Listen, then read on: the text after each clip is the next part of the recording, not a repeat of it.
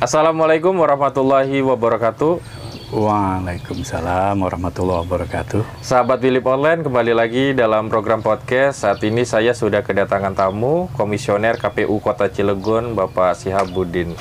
Iya. Gimana Pak? Sehat Pak? Sehat, alhamdulillah. Terima kasih sahabat Wilip Online dimanapun Anda berada. Ya. Alhamdulillah nih di menjelang hari raya ya, udah tinggal 10 hari terakhir. Sehat ya, alhamdulillah. Sehat, alhamdulillah. Sahabat Wilip Online, seperti yang kita ketahui ya, KPU RI sudah menetapkan 14 Februari 2024 akan dilaksanakan hari pemungutan suara pemilihan presiden dan wakil presiden serta pemilihan legislatif. Iya. Nah, pengen ngobrol-ngobrol nih Pak. Iya, siap. Sebenarnya penentuan 14 Februari 2024 itu melalui proses yang panjang nggak sih untuk KPU sendiri menentukan Pak? Iya, jadi sahabat Wilip Online dimanapun Anda berada, ya memang untuk penentuan 14 Februari tahun 2024 itu ditetapkan melalui surat ya keputusan Komisi Pemilihan Umum Republik Indonesia ya nomor 21 tahun 2022 ya itu yang ditandatangani oleh Ketua KPU RI yang dulu sebenarnya Pak Ilham. Nah sebelumnya memang sebelum penetapan 14 Februari tahun 2024 itu kita sudah ada rapat dengar pendapat baik dengan Mendagri, legislatif ya. Di sana kita melihat mengajukan beberapa pilihan-pilihan gitu ada ya. opsi lah. Ada opsi-opsi. Nah terakhir ditetapkan berdasarkan rapat dengar pendapat itu di tanggal 14 Februari tahun 2024 yang ditandatangani oleh Ketua KPU RI ya, walaupun memang di sini sebenarnya secara kewenangan untuk penetapan hari dan tanggal pemilihan presiden ya, wakil presiden, DPR, DPD itu ada di KPU. Ya, betul. Di tahun 2024 nanti ada dua pemilihan, berarti 14 Februari sama bulan November itu di pemilihan kepala daerah. Iya, jadi pemilu serentak di sini pengertiannya adalah pertama ya, yang sekarang ini yang sudah ditetapkan itu adalah tanggal 14 Februari tahun 2024 ya, terkait dengan hari dan tanggal pemungutan suara ya untuk pemilihan umum, pemilihan presiden, wakil presiden, ya, Dewan Perwakilan Rakyat, ya, Dewan Perwakilan Rakyat RI ya tentunya, Dewan Perwakilan Daerah, Dewan Perwakilan Rakyat Daerah Provinsi, ya, dan juga Dewan Perwakilan Rakyat Daerah Kabupaten Kota serentak pada tahun 2024. Ya. Nah, di situ berbeda dengan pilkada, memang dilaksanakannya serentak pada tahun yang sama di 2024. Di tahun 2024. Perkiraan memang ini belum ditentukan tanggalnya ya, tapi sudah dirancang untuk pelaksanaan ini sekitar bulan November kalau nggak salah, November 2024, betul. Berarti sudah bisa menyiapkan nih siapa calon-calon kepala daerah ketika selesai 14 Februari 2024 itu. Karena ini akan bukan beriringan ya, berkelanjutan gitu ya. Berkelanjutan. Iya. Nah, berarti kalau untuk persiapan Pak, di menuju 14 Februari 2024 itu kan masih lama Pak. Betul ya. Nah makanya sebenarnya KPU RI ya, setelah kemarin dilantik ya, berarti kan sudah jelas tuh, kemarin sebelumnya kan ada mahasiswa yang demo kan, apakah ini akan ditunda atau 3 periode ya, isunya kan seperti itu. Tapi dengan sudah ditetapkannya maksudnya dilantiknya ya anggota KPU maupun Bawaslu ya RI oleh Presiden, jelas ini payung hukumnya sudah pasti akan dilaksanakan. Itu akan membantah semua yang isu-isu ditunda atau 3 periode. Jadi sudah ada kepastian hukum di sini. Nah, sehingga kita mempersiapkan untuk melaksanakan menyusun regulasinya. Ya terkait misalkan nanti saat ini memang karena DPR RI sedang reses, KPU RI mungkin saya lihat untuk saat ini habis dari legislatif habis lebaran katanya begitu untuk menyusun, karena peraturan KPU itu harus ada rapat dengar pendapat dengan legislatif dengan DPR RI ya, terkait dengan jadwal. Memang sebenarnya jadwal untuk pungut hitung sudah ditetapkan tanggal 14 Februari tahun 2024. Nah, menurut undang-undang itu 20 bulan sebelum pungut hitung itu dimulainya tahapan. Nah, sehingga untuk kalau seandainya ditarik dari 14 Februari ya 2024 itu ditarik 20 bulan, itu jatuhnya ke tanggal 14 Juni 2022. Itu berbicaranya undang-undang ya 20 bulan. Nah, sehingga sampai saat ini KPU RI mengejar agar jangan sampai telat untuk 14 Februari tersebut gitu. Kan waktunya mepet nih. Kalau habis lebaran cuti mungkin tanggal 9 masuk setelah reses. Nah, ini kan akan kita bahas di situ untuk ditetapkan menjadi peraturan. Kan 14 Februari ini kan masih dalam bentuk surat keputusan Komisi Pemilihan Umum. Nah, turunannya ke bawahnya setelah surat keputusan itu biasanya ada peraturan KPU-nya untuk menjadi sandaran, untuk menjadi dasar bahwa dimulainya tahapan ini akan dilaksanakan pada 14 Juni tahun 2022. Nah, sama saya ini kan belum. Iya. Nah, itulah yang harus kita persiapkan sekarang. Ya. Untuk persiapan tahap pertama, biasanya apa sih Pak yang disiapkan terlebih dahulu, Pak? Ya, kalau ini kan KPU RI kan pimpinan internasional ya, secara nasional. Biasanya kan pertama anggaran ya, setelah anggaran kalau 14 Juni itu nanti setelah ini tahapan selanjutnya itu adalah pendaftaran partai politik. Pendaftaran partai politik yang yang baru, yang lama juga yang mendapatkan threshold sebenarnya ada pendaftaran, cuma hanya ada verifikasi administrasi saja. Kalau yang tidak mencapai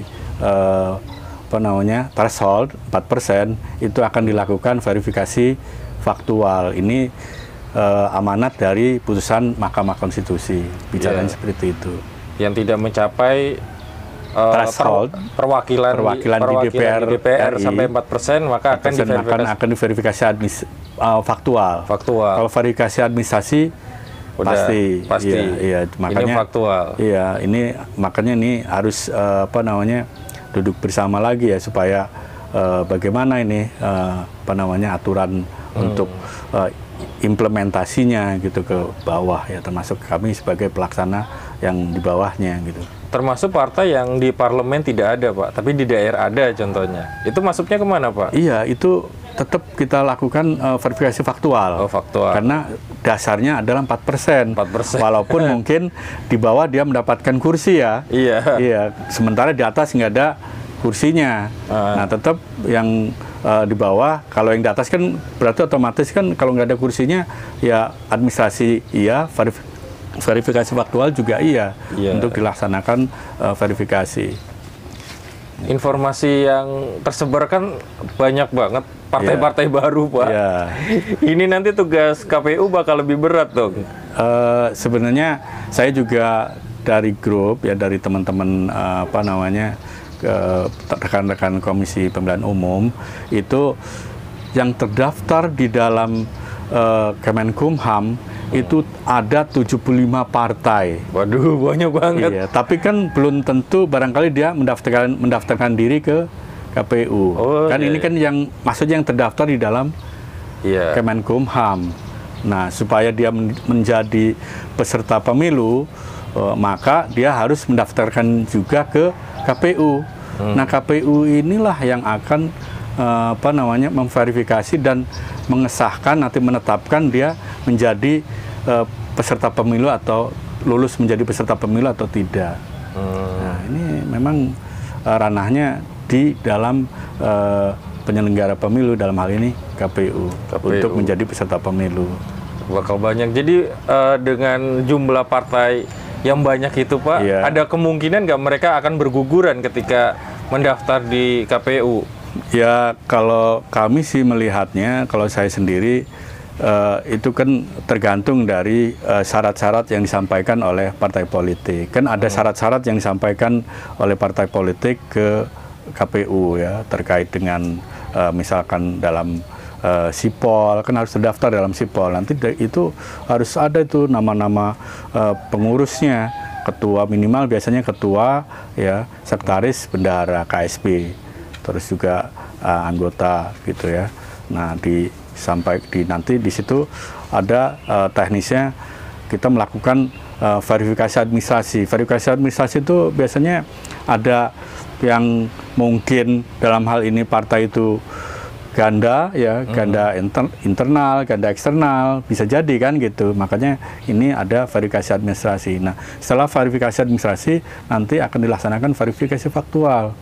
Itu akan kita cek langsung ke lapangan, anggotanya mana, terus kantornya juga di mana.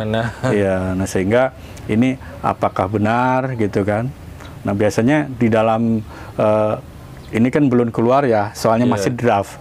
Per KPU tentang tahapan, tentang jadwal dan tahapan program ini kan penyelenggaraan pemilu ini kan masih draft, masih dibahas. Nanti ketika ketuk palu ya mudah-mudahan setelah Lebaran kita ketuk palu, kita langsung running untuk menjalankan ini.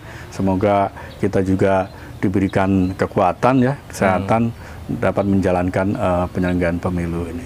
Nah, kalau di internal partainya kan ada beberapa partai yang masih kisruh nih tentang kepengurusannya gitu, Pak. Ya. Itu nanti verifikasi faktualnya gimana, Pak? Nah, ini ya memang kalau saya lihat, saya juga melihat ada beberapa gitu ya, tapi tetap kita berpegang kepada yang terdaftar di dalam yang sah ya, yang terdaftar di dalam Kemenkumham. Meskipun di dalam perjalanannya ini masih ada upaya hukum ya, terkait misalkan ada banding, kasasi. Kalau belum inkrah, dan kalau sudah inkrah mungkin kita juga akan mengikuti itu ya. Dan kita juga nanti akan berkoordinasi dengan KPU RI seperti apa teknisnya.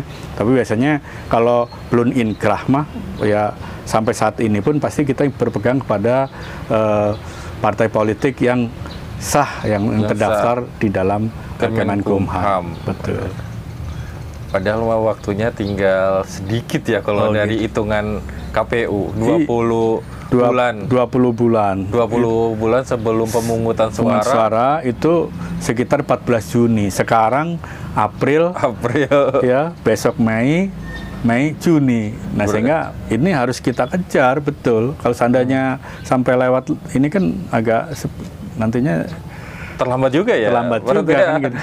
Harus lari ini. Iya, makanya sebenarnya dari ya saya lihat dari di grup juga di media itu KPU RI sudah maksudnya KPU RI pimpinan kita ya sudah siap untuk melaksanakan pembahasan draft per KPU. Itu udah ada draft per KPU tentang program dan tahapan penyelenggaraan pemilu, tentang verifikasi partai politik. Draftnya sudah muncul, sebenarnya sudah ada itu. Tinggal istilah kata RDP, rapat dengar pendapat, disampaikan ke komisi 2 biasanya dalam hal ini untuk disetujui ya. Karena memang sepertinya per KPU kalau melihat dari duduk, maksudnya keseimbangannya hampir sama dengan undang-undang, kan begitu. Biasanya kan undang-undang itu biasanya dengan legislatif ya, ini per KPU langsung juga dengan legislatif. Nah mungkin ini karena kepentingan dari penyelenggaraan pemilu ini kan tergantung kepentingan juga dengan partai politik. Nah sehingga semua itu harus benar-benar dibahas oleh partai politik. Nah kalau di Cilegon Pak, sudah ada belum kira-kira partai baru yang apa tuh? Yang daftar gitu atau gitu. Sudah mendaftarkan diri atau silaturahmi lah ini? Iya, kemarin sudah ada yang datang ya, partai-partai baru lah ya, kita nggak usah sebutkan ya. Sudah silaturahmi, bahkan dari mereka juga sudah menyampaikan SK ya, bahwa dia sebagai ketua, sebagai anggota semua, bahkan bukan hanya ketua saja, hampir sekretaris, bendahara, dan anggotanya juga hadir di KPU. Ya. Udah mulai banyak nih? Sudah ada lah. Sudah ada. Iya. Masih ada 2 bulan lagi nih untuk mempersiapkan diri. Iya. Makanya dari sekarang ya ini dalam rangka sosialisasi juga untuk mempersiapkan diri dari partai politik. Biasanya untuk pendaftaran partai politik, yaitu menurut undang-undang itu 18 bulan sebelum hari pemungutan suara, berarti kan minus 2 bulan. Ya, berarti kan sekitar bulan Juni, Juli, Agustus barangkali ya. Itu sudah mulai pendaftaran partai politik. Nah, gitu. Berarti setelah pendaftaran partai politik nanti melalui verifikasi, terus penetapan, nanti, selanjutnya pencalonan calon legislatif, presiden, legislatif, gitu. Nah itu dari tahapan-tahapan itu nanti ada yang disebut seperti pendaftaran partai politik itu harus ada dalam SIPOL. Sistem informasi politik itu nama-namanya harus disampaikan di data di situ. Nanti ada juga sosialisasi dan juga sekaligus mungkin seperti fintech gitu. Nah, supaya bahwa ini ada SIPOL yang harus disampaikan di situ. Setelah itu baru masuk ke pencalonan. Ya, pencalonan itu kan bisa dari presiden, dari legislatif. Itu namanya ada dalam sistem aplikasi di kita itu SILON. Sistem informasi calon legislatif dan presiden. Kalau presiden kan langsung di handle sama RI kan gitu. Kalau kita di kabupaten kota sesuai dengan tingkatannya hanya di legislatif di kabupaten kota. Gitu. Nah, itu di SILON itu semua ada disampaikan di situ, dan ini aplikasi ini lapornya sampai ke namanya aplikasi kan dimonitor sampai ke atas. Nah sehingga dari partai politik yang akan mencalonkan diri calon-calonnya yang mempersiapkan harus dipersiapkan dari sekarang ya, termasuk juga syarat-syarat yang sudah ditentukan ya, jangan sampai ketika pendaftaran belum siap, nah ujung-ujungnya nanti ya tidak bisa diterima sama KPU. Nggak bisa diproses gitu. Makanya kita sebagai ini harus benar-benar mempersiapkan diri ya. Sahabat Philip Online, ini menarik nih obrolannya. Nah, Pak, kalau seandainya saya mau nyalon legislatif gitu ya. Ya meskipun orang media kan nggak boleh ya sebenarnya. Boleh. Itu daftarnya di KPU apa ke partai politik, Pak? Iya, sebenarnya kalau KPU itu hanya menerima berkas-berkas yang disampaikan oleh partai politik. Nah, kalau misalkan nama-nama si A, si B atau si C untuk itu ya kan yang mengkoleksi ya tetap partai politik. Nah, setelah selesai mungkin partai politik baru sudah jadi sampaikan ke KPU. Nah, KPU dalam hal ini tentu akan melaksanakan yang memenuhi syarat. Kan di situ kan ada syarat-syarat yang harus dipenuhi oleh beberapa para calon. Ya misalkan calon kalau seandainya dia ASN, dia harus ada surat pengunduran diri kan gitu kan. Terus usia juga ada di situ, dan juga banyak di situ syarat-syaratnya. Ada termasuk SKCK, ya itu kan sebagai syarat administratif yang harus dipenuhi. Nah, kalau misalkan itu harus dipenuhi kan kita, kalau seandainya begitu daftar sudah semua lengkap kan enak kitanya. Kita juga jangan sampai ya menginginkan calon yang disampaikan oleh partai politik ini tiba-tiba ada persoalan. Nanti begitu dia terpilih ada yang menggugat, ada yang mensengketakan. Nah, kan kasihan istilahnya kan. Makanya dari awal itu harus close, harus selesai gitu, semua memenuhi syarat.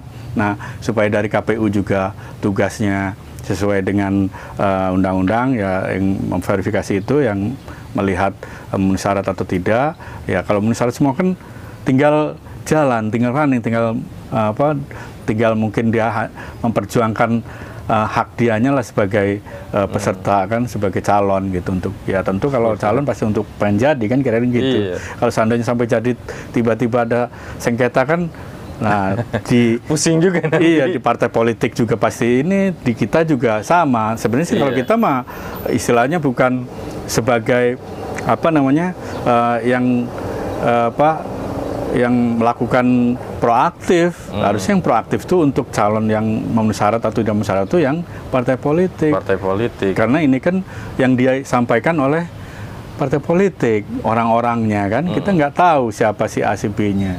Gitu. Berarti yang sekarang siapa nih partai politik yang harus lebih aktif memilih siapa bakal calon legislatif dari partainya gitu. Iya, dan harus mempersiapkan diri tuh supaya di perjalanan bebas tol lah gitu kan, langsung gitu jadi calon. Kan dalam pencalonan itu sebenarnya sebelum ditetapkan sebagai daftar calon tetap itu ada yang disebut DCS, daftar calon sementara. Nah, daftar calon sementara kan apabila ada perubahan, ada apa, bisa dikonsultasikan lagi dengan KPU. Gitu. Iya, atau misalkan ada yang belum memenuhi syarat atau mau diganti. Ya contoh misalkan untuk calon legislatif ini kan kalau berbicara undang-undang yang dulu ya, PKPU yang dulu, tapi kayaknya masih juga berlaku terkait dengan 30% perempuan. Nah, 30% perempuan kan 1, 2, 3 misalkan. Di nomor urut itu, nomor 1 atau 2 atau 3 itu harus salah satunya muncul perempuan. Kalau misalnya 1, 2, 3 tiba-tiba 4 langsung perempuannya, itu juga akan menjadi problem ya.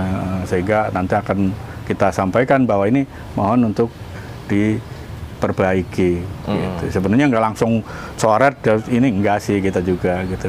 Tapi kalau di partai politik yang nyalon cuma 2 orang laki-laki semua, itu nggak apa-apa Pak? Nah itu kalau seperti itu saya belum melihat ya, seharusnya sih ada perempuannya lah, satu lah gitu. Kalau misalkan siapa kan gitu, 1, 2, 3, kalau cuma 2 kan kursinya kan maksimal kan kita 40 ya. Sementara di setiap dapil itu ada yang sampai 12, ada yang 10, kan masa 2 kira-kira gitu.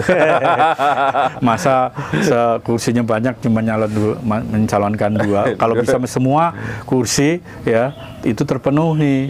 Supaya begitu ada ya punten ya, namanya juga kita hidup kan belum tahu besok ketika ada yang di belakangnya muncul istilahnya pengganti antar waktu. Ada PAW. Ada PAW. Kalau seandainya nggak ada yang muncul kan siapa nanti kira-kira gitu. Sayang juga kan nanti lepas kan. Kita nggak tahu kan setelah jadi terpilih nih jadi anggota dewan, apakah akan bertahan atau tidak. Di situ ada PAW, kalau nggak ada penggantinya siapa penggantinya. Makanya ini teman-teman sahabat Philip Online yang ingin mencalonkan diri sebagai calon legislatif di Kota Cilegon harus mempersiapkan diri dari sekarang. Pilih partai, pilih partai yang menurut sahabat Philip Online ini pas. Jangan dadakan ya Pak ya. Iya, terus persiapan juga seperti syarat-syarat juga harus dipersiapkan, seperti ijazah, syarat administratif kan perlu kan. Termasuk juga SKCK segala macam. Tapi kalau SKCK nantilah, minimal kalaupun misalkan hari ini kan kalau berkas-berkas kan kadang ada di mana gitu kan, harus kita persiapkan gitu. Harus dipersiapkan. Iya. Yang ijazahnya belum dilegalisir, harus dilegalisir gitu. Atau penjajakan ke partai politik kira-kira sesuai dengan visi misinya dia gitu. Iya gitu. Atau misalkan mencari yang layak, mungkin menurut ini kan bisa jadi kan di sini ada seleksi barangkali kan namanya kita ingin mendapatkan pemimpin ya, mendapatkan calon legislatif yang berkualitas kan pasti biasanya ada seleksi juga dari partai politik berarti harus mencari orang-orang yang sekiranya berkualitas kan begitu. Iya, jangan asal comot, tapi nanti kalau jadi nanti nggak bisa memperjuangkan masyarakat juga, rakyat juga kira-kira gitu, termasuk partainya kan gitu. Secara umum lah ya gitu. Pak, sebelum obrolan kita berakhir nih, ada statement closing dari KPU Kota Cilegon untuk sahabat Willip Online. Iya, terima kasih sahabat Willip Online dimanapun Anda berada. Kami ya, saya sendiri, saya Budin ya, Divisi Hukum dan Pengawasan ingin bahwa dengan podcast ini kita sosialisasi bahwa tanggal 14 ya Februari tahun 2024 itu ya sudah menjadi payung hukum ya, jelas sudah ditetapkan oleh surat keputusan Komisi Pemilihan Umum. Nah, sehingga tadi sudah ada obrolan ya untuk persiapan diri ini bagi kami juga untuk sebagai penyelenggara dan juga sebagai partai politik untuk mempersiapkan baik itu nanti pas saat pendaftaran partai politik dan juga pada saat pendaftaran calon legislatif. Nah, ini kan butuh waktu. Nah, sehingga mungkin dengan adanya podcast ini dari sekarang untuk mempersiapkan, bahkan kalau misalnya calon legislatif itu biasanya kan mencari orang-orang yang ya benar-benar baik ya, benar-benar berkualitas, benar-benar mengerti akan daerah masing-masing gitu ya, dengan bermasyarakat pastinya kan.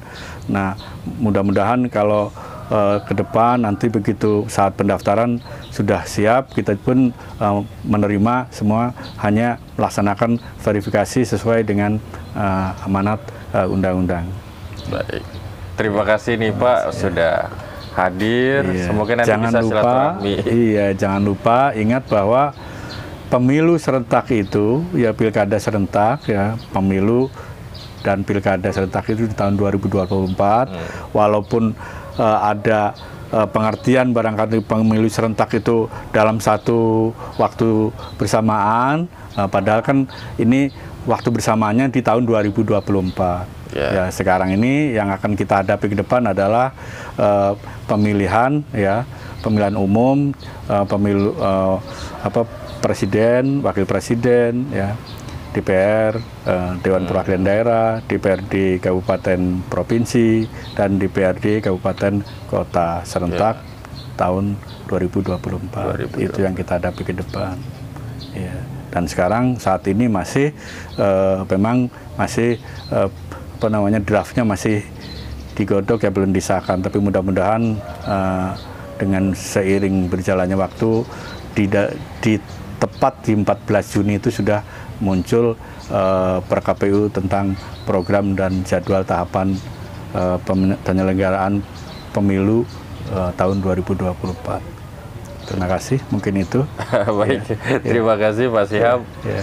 Sahabat Willip Online, terima kasih sudah menyimak obrolan kami. Sampai jumpa di program podcast selanjutnya. Saya Bang Pram, pamit undur diri. Assalamualaikum warahmatullahi wabarakatuh. Waalaikumsalam warahmatullahi wabarakatuh.